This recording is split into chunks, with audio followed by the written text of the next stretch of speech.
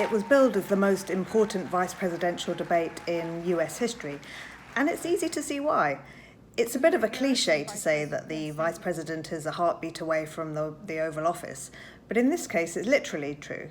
We're in the middle of a global pandemic with a virus that affects elderly men the most, and our two candidates are elderly men. So either Mike Pence or Kamala Harris could find themselves occupying that Oval Office within months of this November's election. Whatever the vice president is claiming the administration has done, clearly it hasn't worked. When you're looking at over 210,000 dead bodies in our country. So how did the debate go?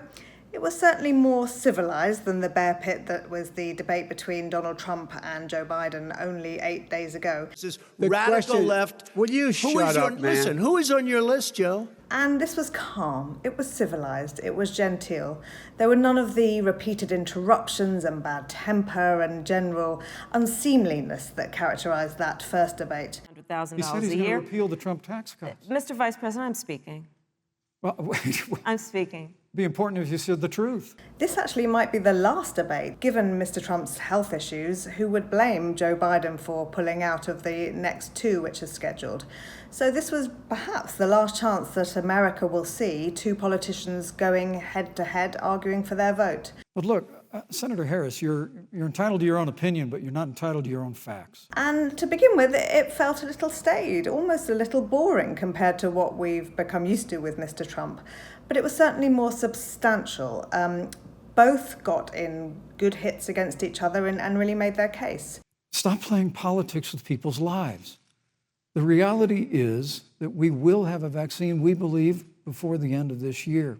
If Dr. Fauci, if the doctors tell us that we should take it, I'll be the first in line to take it, absolutely. But if Donald Trump tells us that we should take it, I'm not taking it. Mrs. Harris did the best, I thought, when she discussed the coronavirus and really went for the administration's handling of the pandemic. The American people have witnessed what is the greatest failure of any presidential administration in the history of our country.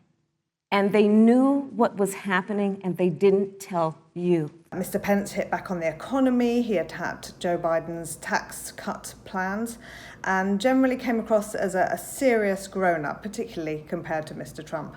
Joe Biden said twice in the debate last week that he's going to repeal the Trump tax cuts. That was tax cuts that gave the average working family $2,000 in a tax break every single year. That is absolutely. In fact, both of these candidates made a good case for why they should be considered as future presidents. In fact, I wondered if perhaps the audience were wondering why it was that we were watching these two in a vice presidential debate and not a presidential debate. Because of a so-called trade war with China, America lost 300,000 manufacturing jobs. You lost that trade war. You lost it.